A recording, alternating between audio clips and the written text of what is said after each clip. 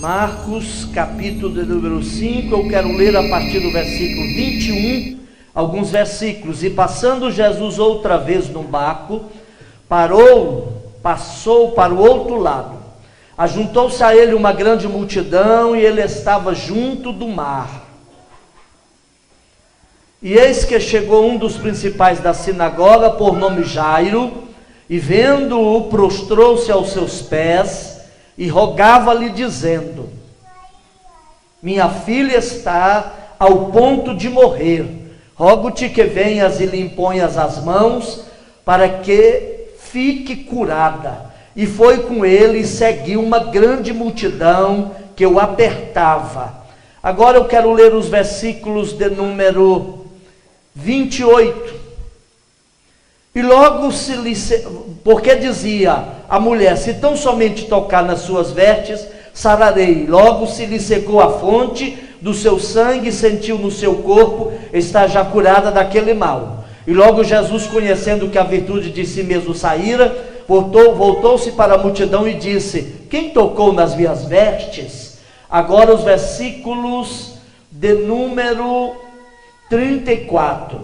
E ele lhe disse: filha, a tua fé te salvou, vai em paz e ser curada deste teu mal. O versículo de número 36, e Jesus, tendo ouvido estas palavras, disse ao principal da sinagoga: não temas, crê somente. E não permitiu que alguém o seguisse, a não ser Pedro e Tiago e João, irmão de Tiago. E tendo chegado à casa do principal da sinagoga, viu o alvoroço, os que choravam muito e pranteavam.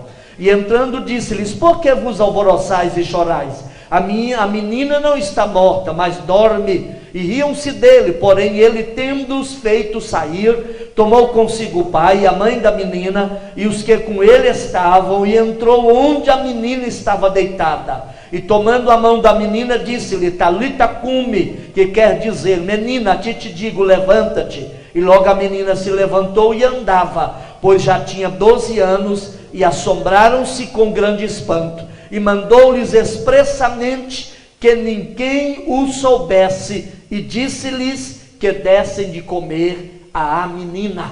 Amém. Toma o seu lugar, por favor.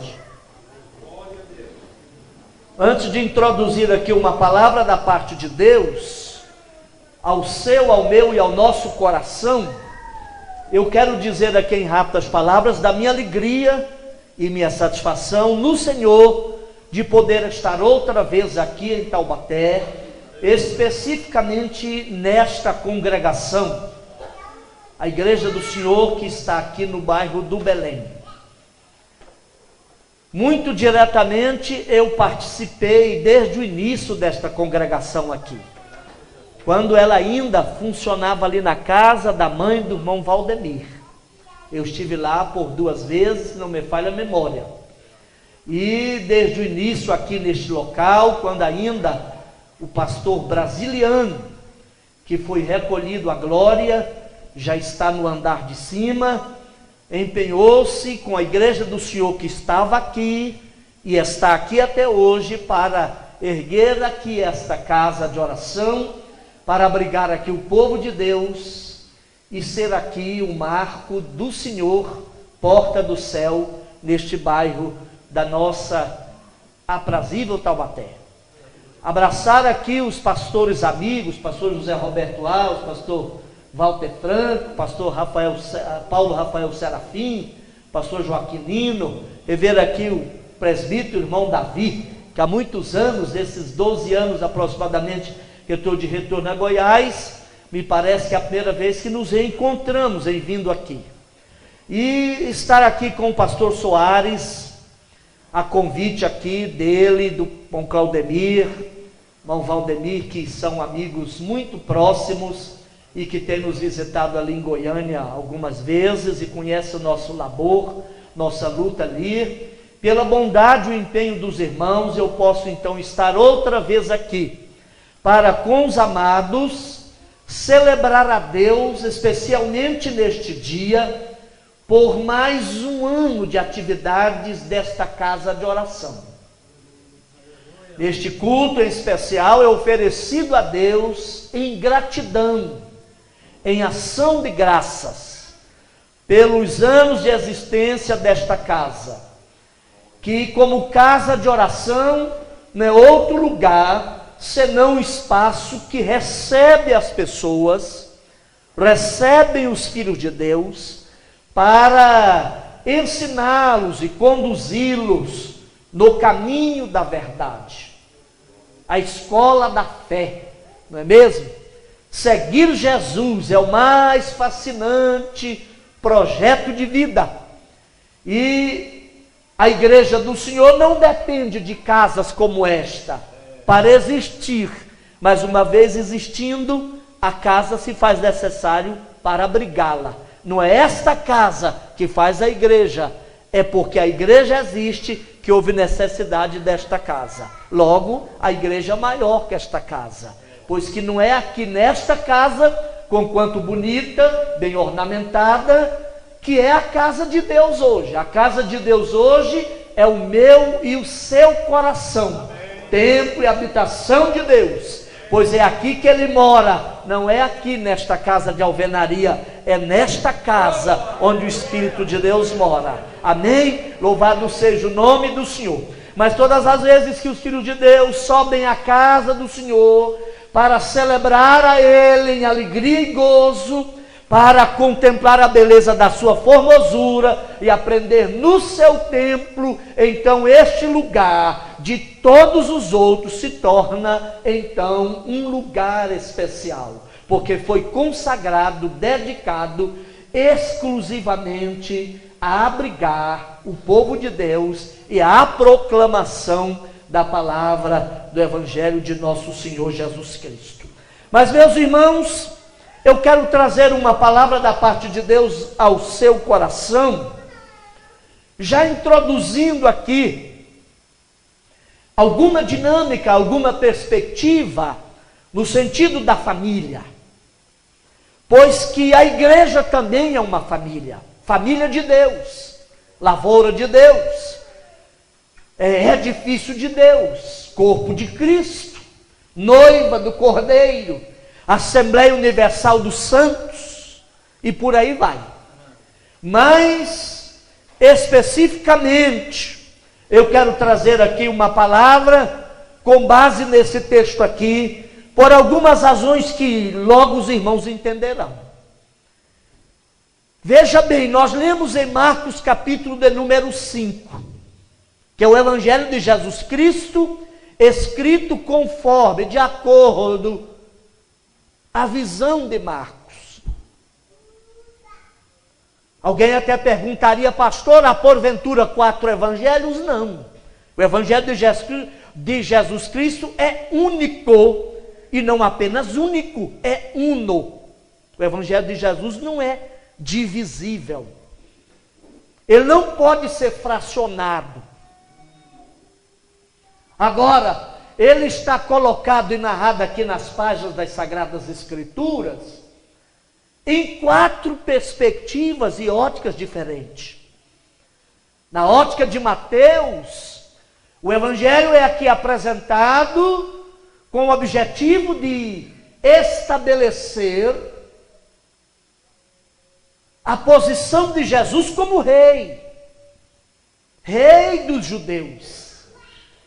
Razão porque Mateus é de todos os evangelistas o que mais vai levantar ou vai evocar, vai fazer uma ligação com o Antigo Testamento. Você vai ler muito no Evangelho de Mateus a expressão: isso aconteceu para que se cumprisse o que foi dito pelo profeta tal. Porque Mateus está escrevendo um evangelho para os judeus, objetivando por este evangelho, comprovar que o Jesus assassinado por eles era o Messias, que eles não conseguiram ver. Logo, Mateus então vai lançar mão do Antigo Testamento, porque os judeus já acreditavam no Antigo Testamento.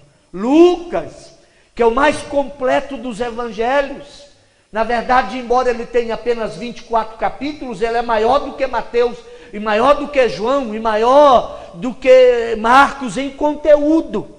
E é o mais completo evangelho no que diz respeito aos detalhes da vida de Jesus. Por exemplo, eu e você não saberíamos detalhes da vida de Jesus, não fosse pela a narrativa de Lucas. Lucas, deixa eu dizer para você, é o único livro da Bíblia, eu estou dizendo, único livro da Bíblia que tem prefácio.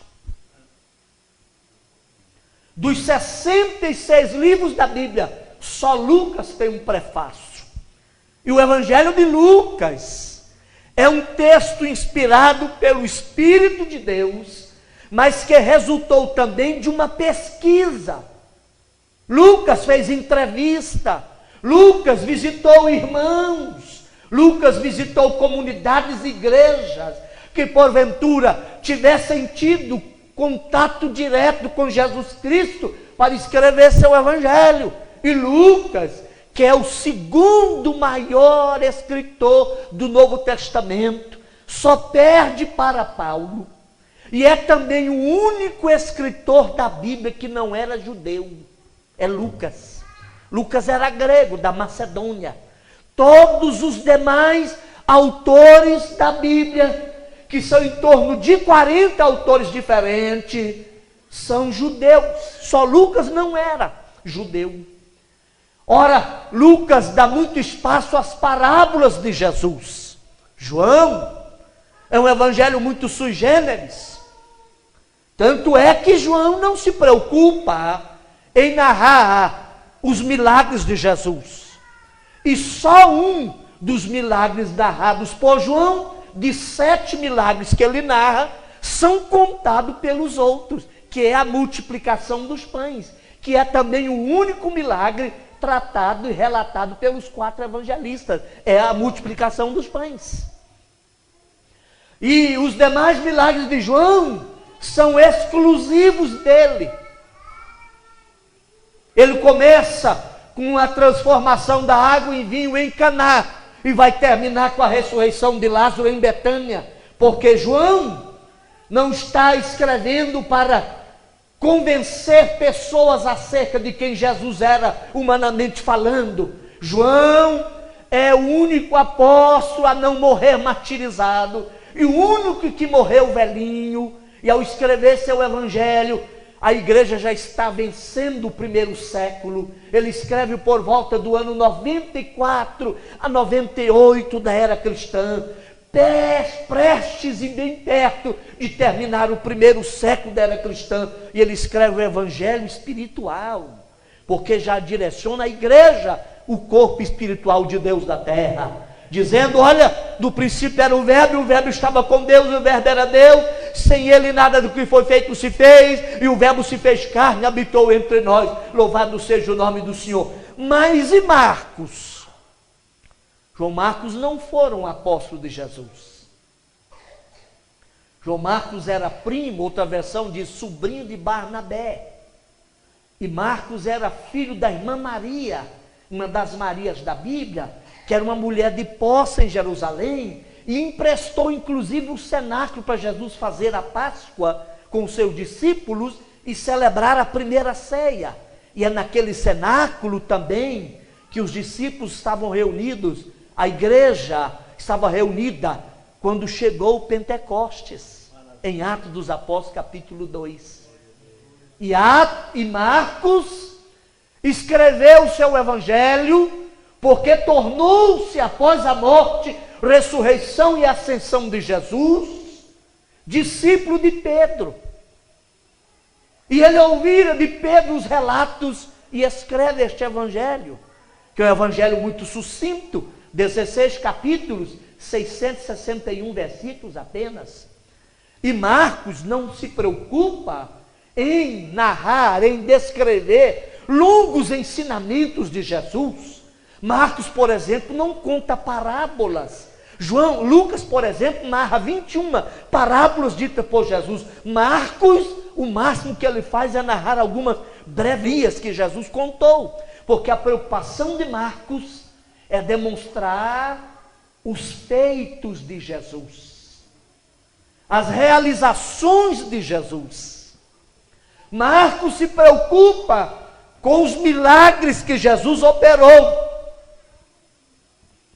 E veja bem, Jesus certamente operara muitos, centenas e quem sabe milhares de milagres ao longo dos seus 3 anos e meio de ministério.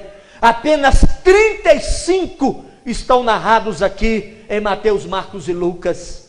Mas Marcos é que mais registra milagres. E aqui no capítulo 5 do seu evangelho, nós temos a narrativa de 3 grandes milagres. E eu quero, por eles e através deles, deixar convosco algumas lições aqui. Todos eles têm relação direta com alguma questão voltada à família. O primeiro milagre, Jesus operou numa região chamada de Decápolis. Deca é uma palavra grega, é um numeral grego que significa 10, polis, cidade. Era uma região gentílica, habitada por não-judeus. Daí a razão que Lucas, no capítulo 8, e Marcos, aqui no capítulo 5, vai registrar que naquela região existiam pessoas que criavam porcos. Os judeus não trabalham, não criam porcos, porque o porco, o suíno é um animal imundo para eles. Mas lá existia. E algo curioso aqui, pois que dos 16 capítulos do Evangelho de Marcos, este é o único que conta 3 milagres, envolvendo um homem endemoniado, segundo, uma mulher anônima, terceiro, um homem digno de autoridade na cidade de Cafarnaum. E sempre me chamou a atenção aqui alguns elementos que eu até chamaria, e eu diria que são paradoxais aqui. Porque Jesus chega em Gadara, certamente uma cidade amaldiçoada, perturbada pela presença de um homem endemoniado. Lucas, que era médico, chega a relatar no seu evangelho que aquele homem não era apenas endemoniado, era total e profundamente degradado no seu caráter e na sua personalidade. E aquele homem certamente não saiu do oco da taboca, nem caiu de Marte. Ele era uma pessoa, um ser humano. Quem sabe, filho de alguém que por muitos anos brincou na casa, alegrou os pais, tivera amigos, e quem sabe até, a Bíblia não diz, ele tivera constituído família, mas a partir de certo momento, algo de extraordinariamente malévolo, demoníaco e desgraçadamente destruidor tomou conta da vida daquele homem. A Bíblia diz que ele morava nos sepulcros, prendiam-no e amarravam-no com cadeias pesadas, mas nem mesmo as cadeias conseguiam detê-lo. Eu quero pensar, dando asas à minha imaginação, que aquele homem tenha dado muito trabalho à sua família, tenha perturbado de modo muito grande aquela sociedade, aquela família. E eu quero tomar aqui nesse primeiro milagre, que quanto o diabo, o inimigo das nossas almas, Satanás, pode fazer para destruir, para desestabilizar, para desencaminhar as famílias.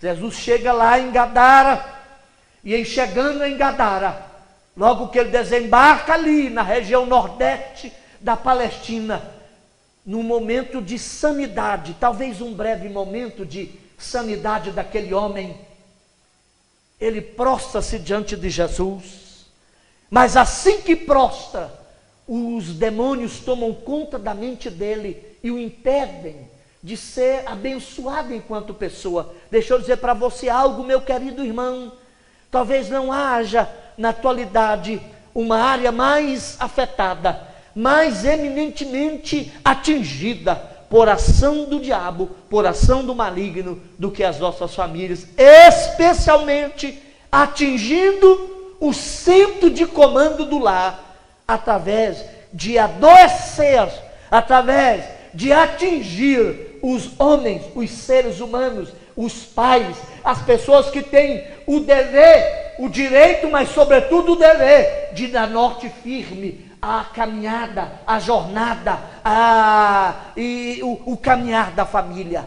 Jesus chega lá, e em chegando naquela cidade, aquele homem demonstra interesse, quem sabe num instante muito limitado de sua sensatez e da sua sanidade mental, busca misericórdia ao Senhor e prostra-se diante dele, mas eis que de repente os demônios tomam conta dele e o impedem, e os demônios então passam a falar: ó Jesus, Filho do Deus Altíssimo, vem nos perturbar antes do tempo. Jesus pergunta o nome daquela gente.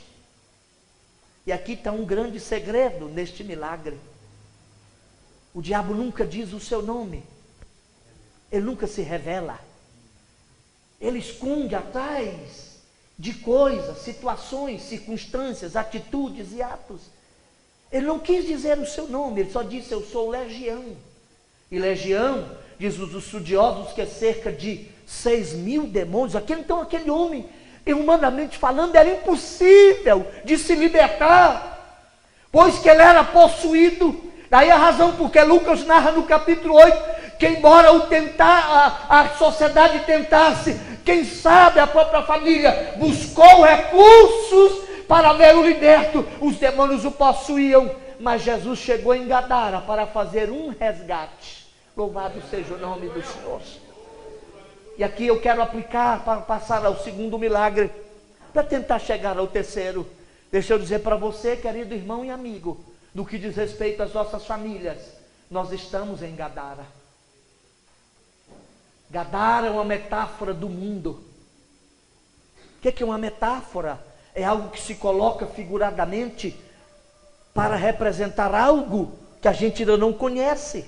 Toma-se algo que eu já conheço e a partir dele meta para além daquele algo conhecido. Eu falo de alguma coisa desconhecida. Por que razão você diz isso, pastor? Pelo menos por 3 razões. Primeira delas, Gadara é uma cidade atormentada por um homem que fora alcançado pela graça de Deus, mas mesmo assim manda Jesus embora.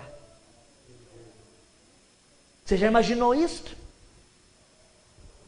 Segunda razão, Gadara é um tipo do mundo, pois que, embora o texto diga aqui nos versículos iniciais do capítulo 5, que os homens da cidade foram lá, verificaram que o homem estava liberto, e diz o ditado, muito acertadamente, que contra fatos não adiantam argumentos.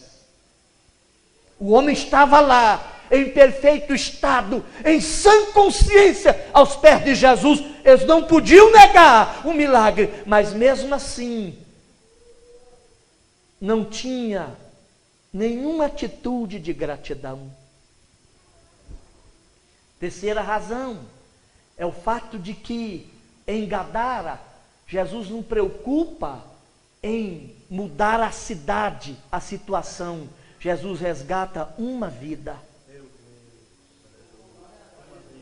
Deixa eu dizer para você, irmão e amigo, não se iluda. Gadara, como metáfora e símbolo deste mundo, vai sempre amar mais os porcos do que vidas humanas.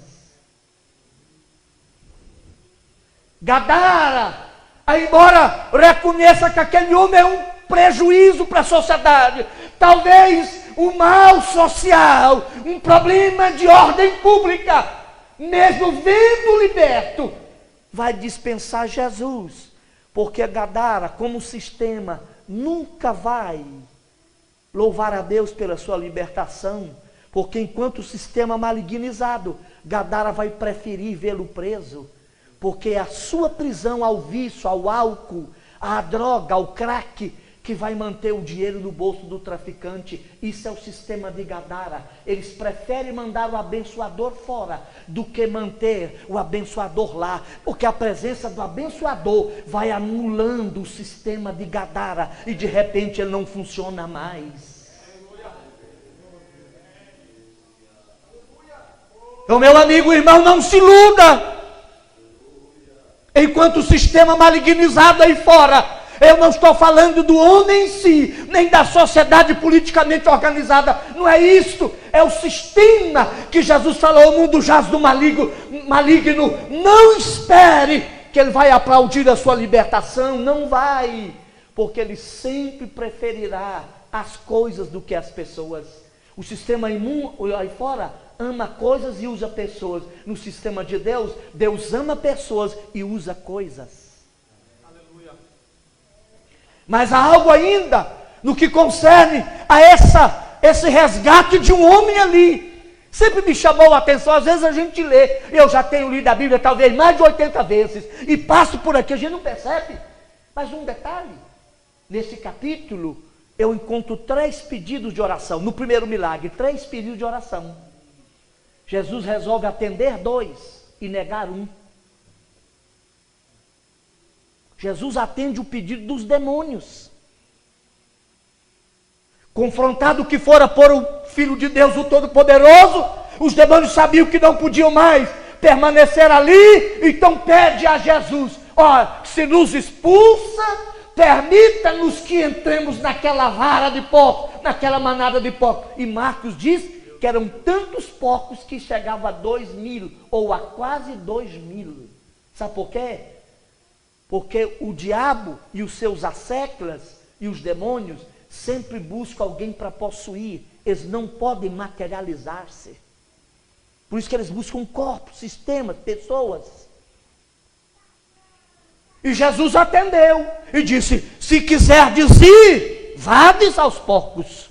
Como que é dizendo? O filho da rum que fuça, e vocês são da mesma natureza, vivem na lama, então vão. E a Bíblia diz que aqueles porcos prestaram-se no mar e morreram. Ora, há um segundo pedido, Jesus também atendeu. Os homens da cidade vão lá e diz: Jesus, ok, nós não podemos negar que o homem está curado, em sã consciência, possivelmente nós não teremos mais problema social com ele aqui na cidade, mas faz o seguinte, ó, pica a mula daqui, nós não queremos o senhor aqui. E Jesus atendeu. Sabe por quê, querido irmão e amigo? Jesus não fica onde ele é bem-vindo. Jesus nunca vai forçar as coisas com você. Ou você o deseja, ou você o abraça por voluntariedade e por devoção, ou ele nunca vai te forçar a nada. Ele te ama tanto ao ponto de ver cair no inferno se você quiser ir para lá, mas ele não vai te obrigar a nada. Porque ele não fica onde ele não é bem-vindo. Amém? E aí há o terceiro pedido aqui. Aleluia! Bendito seja o nome do Senhor. É o crente, é o homem abençoado. Olha, Jesus atendeu o pedido dos demônios e permitiu que eles entrassem nos porcos. Segundo, Jesus atendeu o pedido de uma sociedade ingrata, que conquanto abençoada por ele, não o deseja, não o quer, não o deseja ali, e diz: Jesus, vai embora daqui. Jesus atendeu e foi. Mas o homem curado pede: Jesus, deixa eu ir contigo. Ele falou: não. Sabe o que Jesus está dizendo para nós aqui? No que concerne a família, especialmente nós varões, pais, senhores de casa, só tem uma possibilidade de Deus permanecer em Gadara, já que os gadarenos expulsaram Jesus, se você ficar lá. Não fuja da raia não. Você é a expressão de Jesus lá na sua casa. Você é a cara de Jesus lá no seu colégio. Você é a expressão do evangelho no banco da faculdade onde você senta. Você é a emanação de Deus, ou é a expressão de Deus lá no seu emprego. Então fica aí. Jesus está dizendo, a única possibilidade de eu permanecer em Gadara é se você permanecer aí. Bendito seja o nome do Senhor Jesus. Mas há um terceiro milagre aqui. Há um segundo milagre aqui. E daqui eu começo já a apressar um pouco para a gente concluir. É o milagre de uma mulher. Que acontece entrementes ou no interim de um terceiro pedido. E aqui eu vejo pelo menos 3 paradoxos. Primeiro paradoxo é que Jesus vai a Gadara, abençoa a cidade e o povo não o deseja. Jesus pega o barco e volta para Cafarnaum, tem uma cidade ainda não abençoada e um povo desejando Jesus. Eu pergunto e você vai responder de si para si mesmo, em que grupo você está?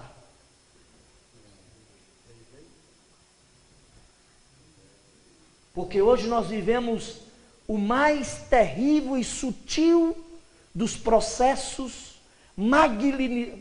de malignidade da sociedade. Sabe qual é?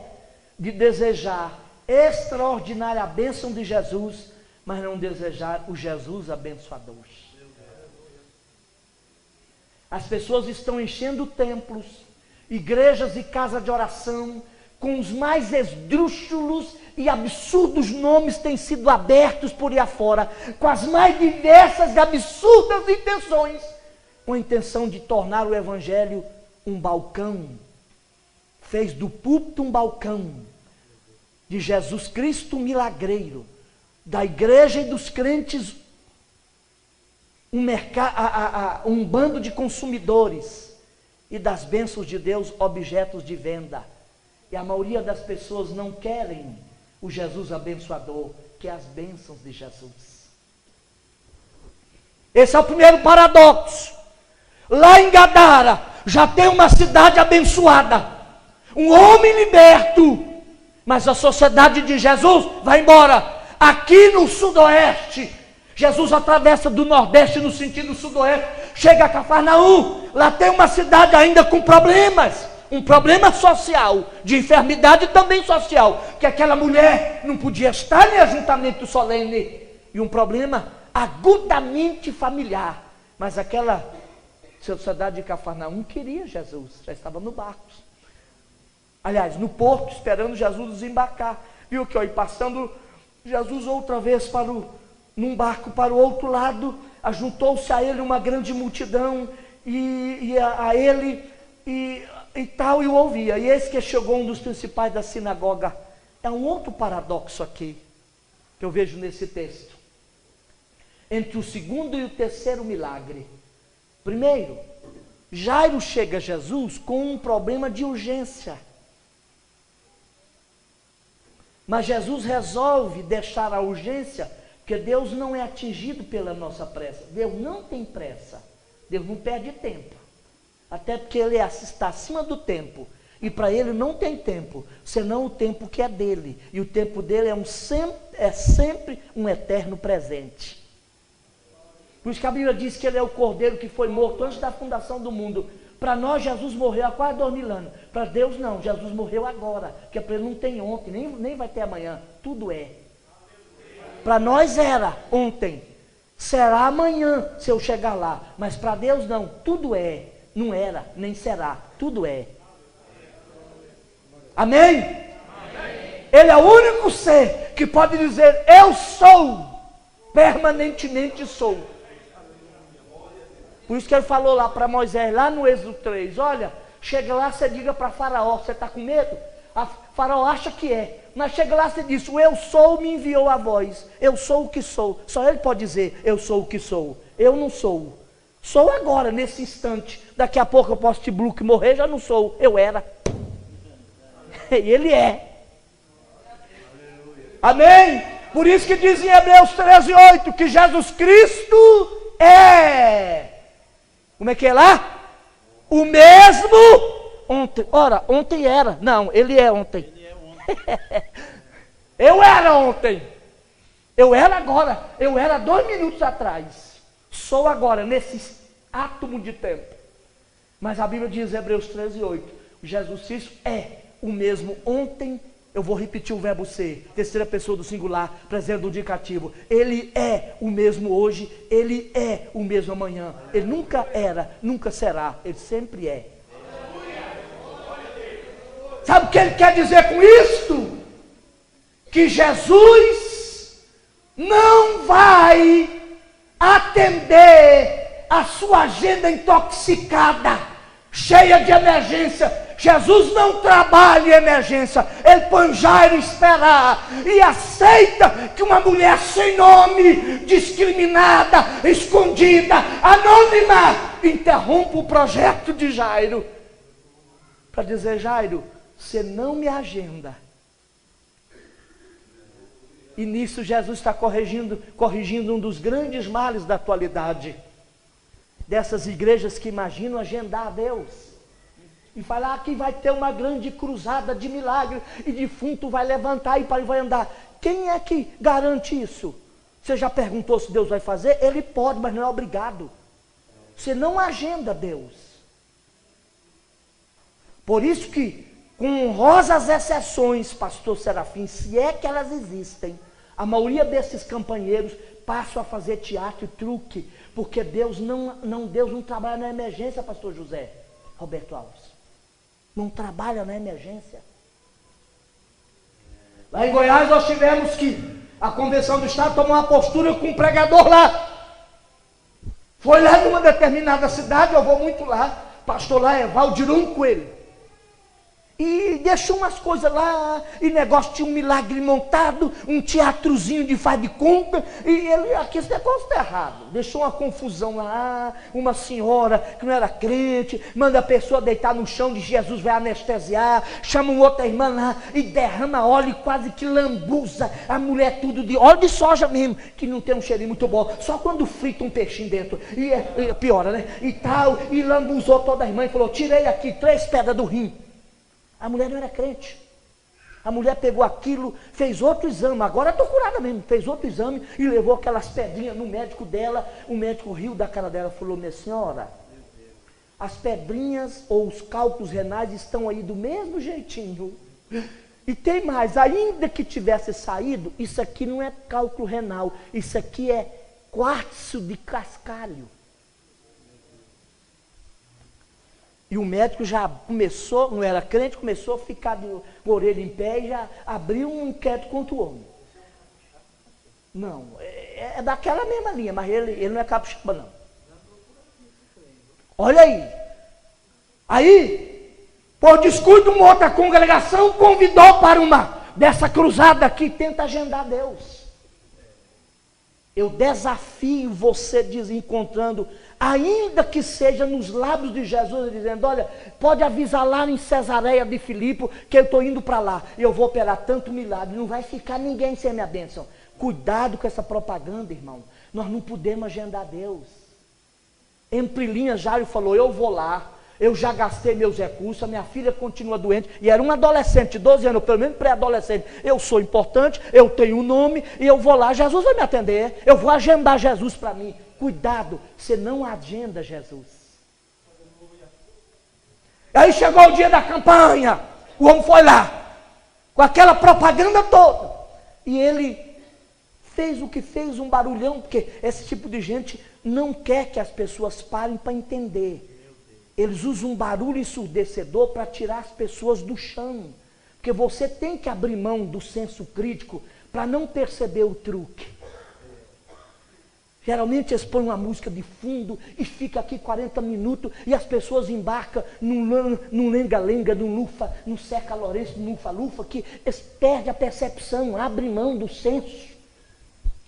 Só que o pastor estava atento, sentado aqui do ladinho, e viu quando ele falou: olha aqui, Deus vai me usar. Levantou as 2 mãos assim fechadas, mas o pastor viu que os dedos assim, o dedo, como é que chama esse aqui? polegar, estava grudadinho assim na mão. Ele deu uma olhada e falou para o vice dele assim, que é capitão lá. Falou assim, olha pastor, esse cabra está com truque. O pastor ficou do lado dele. Aliás, já estava a pessoa lá. Quando ele abaixou assim o pastor segurou a mão dele aqui com os 2 dedos, puxou as pedrinhas, pastor. Chamou a viatura na hora. Ele foi dar campanha para a cadeia.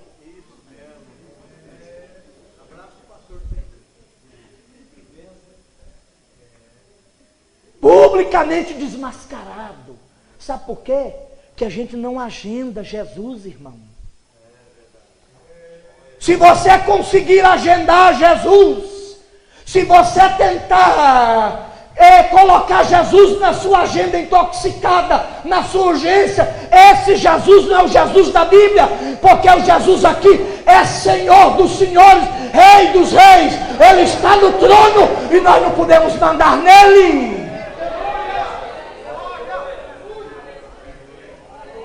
Mas infelizmente, essa é a moda hoje. Jesus chega lá, uma cidade ávida, e na multidão aparece um homem com um nome bonito, Jairo.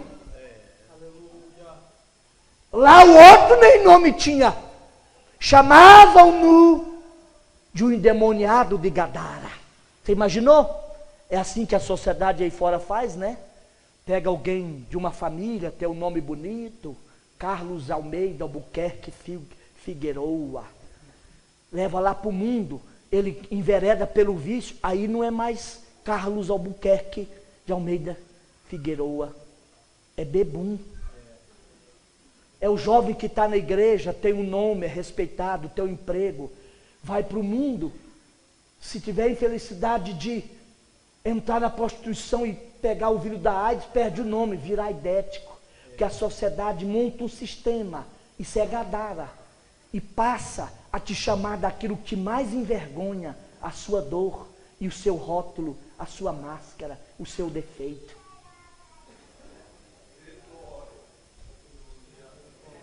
Aí Jesus vem para arrancar esses rótulos e essas marcas e dar outro nome e fazer de nós filhos de Deus. Olha, tem um terceiro paradoxo aqui. A doença da filha de Jairo era uma doença letal. É como esses jogadores, e agora recentemente morreu mais uns atletas, né? Kite Blue, que se não tiver aquele, como é que chama aquele negócio? Desfibrilizador, morre na hora. É uma doença que tem que se atender agora. A mulher do fluxo de sangue não, ela tinha uma doença crônica. Qual a diferença entre uma doença crônica e uma letal? A doença letal tem que atender urgentemente, senão acaba morrendo. A menina morreu de verdade. Ainda que Jesus usasse um eufemismo lá para chamar que ela estava dormindo. Agora a mulher do fluxo de sangue tinha uma doença que arrastava 12 anos, ela podia esperar mais 3 dias, mais 5 dias, não tinha problema. Jesus está dizendo, Jairo, eu vou atender uma doença que pode esperar e deixar passar da hora a sua para você não me encabrestar, porque eu não entro na sua filosofia. Eu ainda sou o Senhor. E a Bíblia diz que este pai, eu gosto muito dos advérbios da Bíblia, aqui na Almeida atualizada diz que aquele pai chega para Jesus, prostra-se diante dele e roga insistentemente. Esse insistentemente é um advérbio que modifica o verbo rogar. Ele não pediu apenas alguma coisa, Senhor Jesus, será que dá para o Senhor? A minha situação é tão grave. Vamos lá. Aqui na atualizada, Almeida atualizada que eu estou usando hoje, coloca os verbos no pretérito imperfeito. E ele rogava. Que não foi um rogo assim, Jesus, vem cá, dá para o senhor lá em casa? Ele insistiu para Jesus ir. Mas eis que, a certa altura, aquela mulher chega e rouba a cena. Eu fico olhando isso aqui, que coisa extraordinária, outro paradoxo. Que tem uma pessoa que tem um nome, é uma autoridade em Cafarnaum, ele era, talvez, guardada devidas proporções, o prefeito da cidade. Vem, prostra-se diante de Jesus, roga, vem Jesus, impõe as mãos sobre a minha filha e ela viverá. E ele demonstra fé, né? Que ele não falou, eu já tentei de tudo, eu estou tentando dar uma última alternativa. Quem sabe dá certo? Ele não falou isso, falou, vem, eu não sei se o senhor vai, se o senhor for e impor as mãos, ela viverá. Não é talvez, pode ser, eu acho que, porque quem tem Jesus na vida tem convicção de que se ele for conosco para nossa casa, a nossa família, o espectro de morte será anulado. Ele pode restaurar tudo que a morte estragou lá um dia. Bendito seja o nome do Senhor. Mas Jesus tenta ir. E aí, paradoxalmente, aquele homem com um nome, aparece uma mulher sem nome. E ela também tinha fé. A Bíblia chama de a mulher do fluxo de sangue. É outra marca negativa. Ela não tinha nome. E aquela era uma doença que a tornava religiosamente imunda, sem possibilidade de ir ao culto. Ela não podia ir na feira, não podia ir ao shopping, ela não podia estar num chá com as amigas, que ela era cerimonialmente imunda. A doença de fluxo de sangue a tornava cerimonialmente excluída das reuniões sociais, bem como da igreja, da sinagoga. Mas ela começa a raciocinar consigo assim, olha, eu vou tocar em Jesus. Olha o que ela diz aqui, olha. Certa mulher, o versículo 25, que havia 12 anos tinha um fluxo de sangue, uma hemorragia, e que havia padecido muito com muitos médicos, e despendido tudo quanto tinha, nada lhe aproveitando, tudo isso, antes indo a pior, ouvindo falar de Jesus, veio por detrás dele, entre a multidão, e o tocou na sua veste, porque ela dizia, não para os outros, que ela não podia se apresentar, ela dizia consigo mesmo. Os entendidos, isso aqui é um solilóquio. O que é um solilóquio? É quando o elemento fala consigo mesmo. Ela falou consigo mesmo, se eu tão somente tocar nas suas vestes, ela também tinha fé, não falou, sararei, não é? Talvez, eu vou tentar, mais uma eu já estou tentando há 12 anos mesmo. Irmão, aqui que está o segredo, eu começo a concluir. Sabe o que acontece? Quando ela toca em Jesus, anônima chegara, anônima partira. Na surdina tocara, na surdina que iria embora. Jesus para tudo e diz, quem me tocou? Na gramática portuguesa, esse quem é um pronome interrogativo. Quem? Em português, ele não tem gênero, mas no grego já está no feminino, Dom Davi. Jesus sabia quem era. Aliás, não precisava nem desse pronome estar no feminino, porque logo adiante o versículo vai dizer, Jesus olhava ao redor para ver aquela. Antes dela apresentar, já sabia quem era, que Jesus é Deus. Ver aquela que isto fizera. E aí Jesus perguntou, quem me tocou? Os teólogos dizem que os que estavam mais perto, Cafarnaum era o quartel-general do ministério de Jesus. Jesus nasceu em Belém, cresceu em Nazaré. Quando começou o ministério, tomou emprestado uma indústria pesqueira de Pedro para fazer a sede do ministério, quartel-general do ministério dele. Ele sempre voltava a Cafarnaum, e as pessoas de Cafarnaum conheciam aquela mulher. Eu acho que o Pedro, que tinha uma indústria de pesca ali, o Tiago e o João, falou, Jesus, disfarça que a Rede Globo está aí, essa mulher é imunda, tocou no senhor, só ficou imundo, disfarça que fica ruim para o senhor vai ter que ficar mínimo 14 dias sem aparecer em público, ficar 7 dias imundo, depois levar o sacrifício do templo, e depois mais 7 de purificação, disfarça Jesus, não se envolva com essa gente, essa é uma gentinha, uma mulher sem nome, não se envolva com isso, olha o Jairo aí. Jesus ficou de pé e falou, quem me tocou? Eu quero conhecer essa mulher. Aleluia! Glória ao nome do Senhor! Esse Jesus atende gente anônima. Ele é poderoso para te atender conforme a sua necessidade. Aleluia! E a Bíblia diz que depois dele insistir, certamente ela tinha que ter sido alguém a conhecia, para identificar ela na multidão, e falou, vem cá, foi atrás dela. Ela chegou perto de Jesus, trêmula, e disse, Jesus, fui eu quem te tocou. Jesus olhou para ela, eu acho isso aqui extraordinário. Ela chegou com um rótulo, e o que mais envergonha a gente, especialmente, eu vou terminar isso aqui agora, Cuidado com o que você diz dos seus filhos e da sua família. Os filhos, já diz o ditado aí, são como os dedos da mão, ninguém é igual ao outro. Mas não rotule seus filhos. Não há dor maior do que ser chamado por aquela marca, aquele defeito que mais envergonha a gente. Aquela mulher chamada pela doença dela, a mulher do fluxo. E o fluxo era uma discriminação que a excluía da sociedade. Em nome de Jesus, não faça isso. Foi por isso que Jesus quis entrevistá-la. Sabe qual a grande lição aqui? Para resolver nossos verdadeiros problemas. O grande problema daquela mulher, na ótica de Jesus, não era necessariamente, pastor Nino, a cura do fluxo de sangue. Era a cura da alma. Sabe por que muitas famílias, há filhos que retraem, há membros da família que se escondem, e às vezes o buraco onde eles se escondem é o vício, é a droga, é a violência, a rebelião. Sabe por quê? Porque nós costumamos rotular as pessoas. E sabe por que ela saiu escondida? Porque ela tinha vergonha do nome que ela carregava. Jesus olhou para ela e falou: filha, a primeira palavra de Jesus foi: filha, a tua fé te salvou. Mudou muito, né? Para a sociedade ela chegara como uma mulher marcada pelo seu defeito.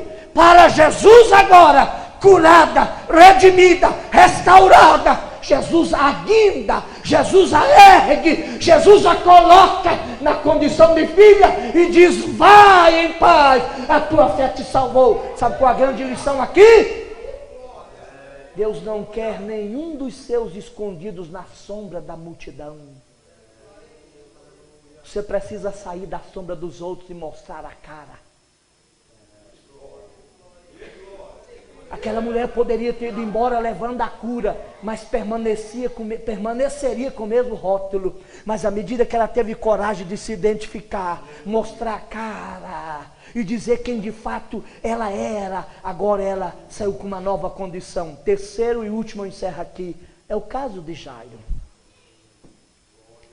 Jairo pacientemente espera. A certa altura, chega alguém da casa de Jairo e diz: ei, ô Jairo, deixa o mestre, já não adianta mais, acabou. Sabe qual é a verdade que eu tiro daqui? Quem convida Jesus para sua casa, pode crer que nem o mal é irreversível e nem uma dor é permanente.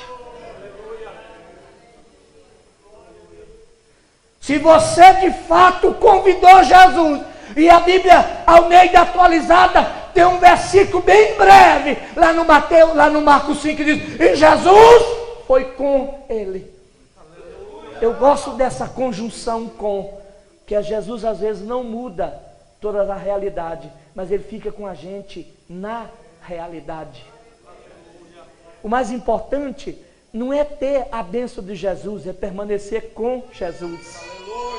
O mais importante é que a vida é uma trajetória. É melhor caminhar com Jesus do que ter uma bênção dele. Estar com o dono da bênção é melhor do que levar a bênção sem viver com o dono da bênção.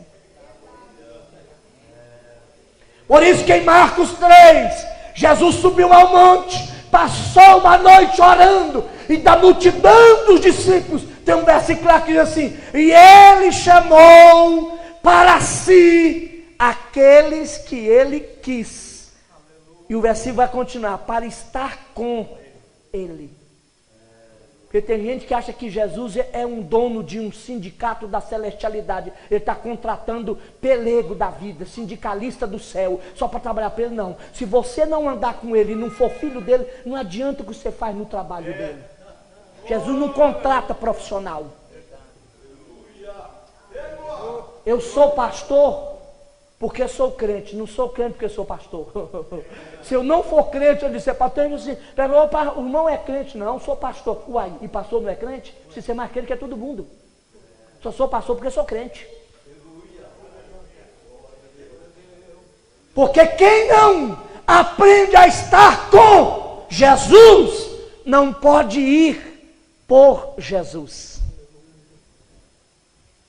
E a gente hoje fala de um poder aí, vendido uma ideia de poder aí e esquece de, aos Efésios 3:20, quando Paulo termina com uma doxologia, sua oração, dizendo assim: aquele que é poderoso para fazer infinitamente mais, além daquilo que nós pedimos e pensamos, pelo seu poder que em nós opera. Tem gente querendo que o poder opere através dele, mas não quer que o poder opere nele. Aí esses elementos que eu citei dele aqui se torna um profissional do púlpito, faz e acontece, grita e faz, mas não tem compromisso com Deus, ele não está com, ele apenas foi por. Fica em pé em nome do Senhor Jesus, todos vocês. Eu fico pensando aqui,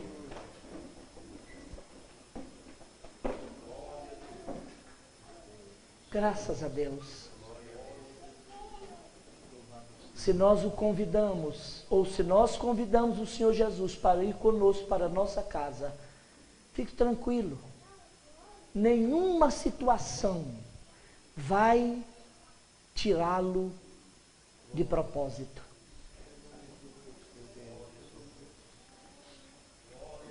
Sabe o que eu quero dizer aqui? Duas verdades, enquanto você fica de pé mais uns 2, 3 minutos. Primeira delas, Jesus disse a Jairo: Jairo, cuide e aprenda a lidar com a opinião pública. Você me convidou, sou eu que dou a última palavra. Não são as más notícias que tiram do foco. As pessoas chegaram lá e podiam ter dito, lá em Goiás, teria dito: ei, pode deixar o mestre. A sua filha já secou o talo. Bateu a caçuleta. Morreu! Bateu a caçuleta? É. Só Goiânia. Ela disse: ah, você viu fulano, o que é? Não, ele secou o talo, morreu. Bateu as botas. Entrou naquele paletó de madeira. Mas Jesus, aqui no versículo, acode a Jairo, que ele sabe que sozinhos nós não conseguimos lidar com certas tragédias. Sabe qual é a lição que ele está dando aqui? Jairo, não deixe a opinião pública determinar o seu estado de alma. Quem anda comigo não é a circunstância que diz o que ele é o que ele é que domina e controla a circunstância. Ele está dizendo: Jairo, você está comigo, rapaz, e quem anda comigo, nem sempre eu mudo a realidade, mas eu mudo a atitude das pessoas com relação à realidade. É milagre do mesmo jeito. Eu deixei lá, meu sogro até falava com o irmão Claudemir, vindo lá do aeroporto. Um homem de Deus, crente desde aos 13 anos, pai como nunca vi como aquele pai. E agora, há 15 dias atrás, 16 dias, foi diagnosticado um câncer no cérebro. Foi tirado o câncer, o tumor. Mas o médico deu poucos dias de vida para ele. E ele está alegre como se nada tivesse acontecido. Porque ele está dizendo: quem espera chegar aos céus, não pode preocupar com o dia da partida. Porque a grande tragédia não é morrer. A grande tragédia da vida é morrer sem ter vivido. Não é? A morte é um inimigo, mas quando ela chegar, é preciso celebrar as liturgias do final da existência. Sabe por quê? Jesus está dizendo a Jairo: Jairo, a notícia não é favorável, mas deixa eu dizer para você, não é a opinião pública que determina a sua atitude. Eu estou contigo, crê somente. Segunda verdade, eu quero encerrar. Você precisa ter coragem de levar Jesus para o porão da sua vida.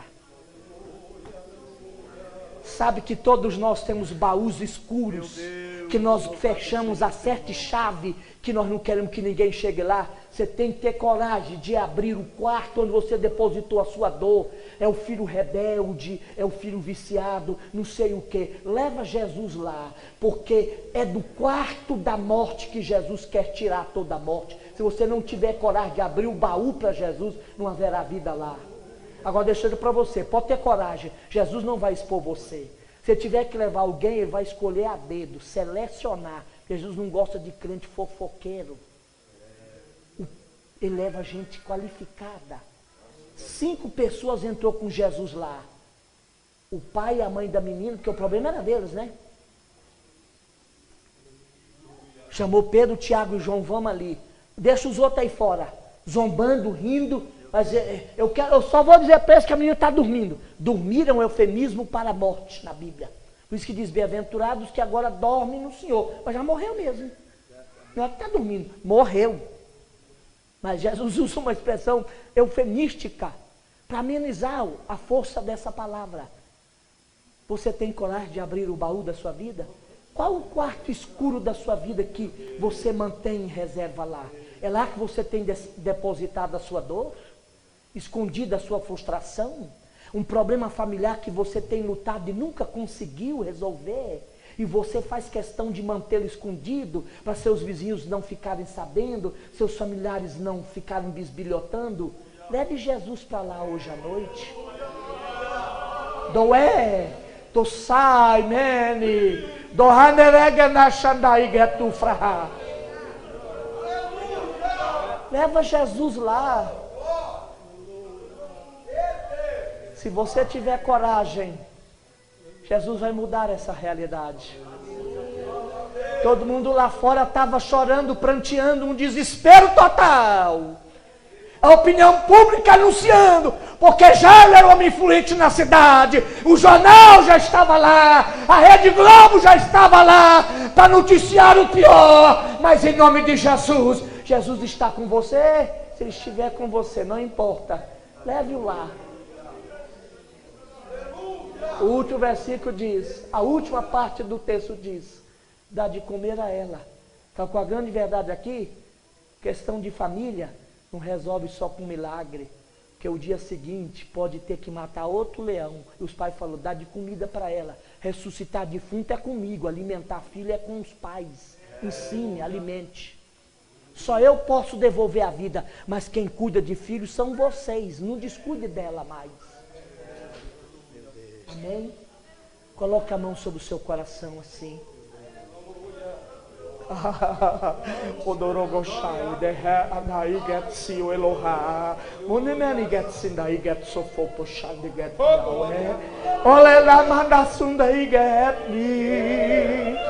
Obrigado, Pai, pelo seu amor e a sua bondade sobre a nossa vida.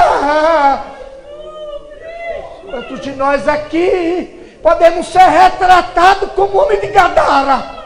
Em algum momento, em alguma encruzilhada da vida, em alguma milha da estrada, fomos assaltados pelo mal. E o mal se agigantou tanto que nós não pudemos nos libertar sozinhos. Vem para a nossa Gadara, aleluia.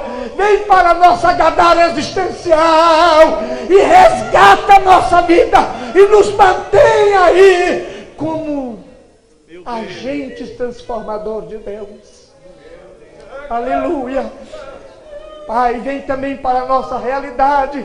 Como tu chegaste na entrevista com aquela mulher sem nome, anônima, Senhor, que tentara na surdina ser abençoada, mas tu não abençoas ninguém, senão para resgatá-la na alma, pois o maior mal daquela mulher era o preconceito que ela sofria, que a diminuía e a tornava menor. E tu não nos fazes menor, tu nos torna filhos. Agora, como Jairo, nossas famílias estão aqui diante de ti, da luz da tua presença. Vem para os porões mais escuros da nossa vida, penetra os labirintos mais profundos da nossa vida e desaloja de lá tudo que não te agrada, tudo que não te louva, Pai amado, e retira de nós, do nosso lar, a nossa dor, a nossa decepção, e deixa instalada a vida.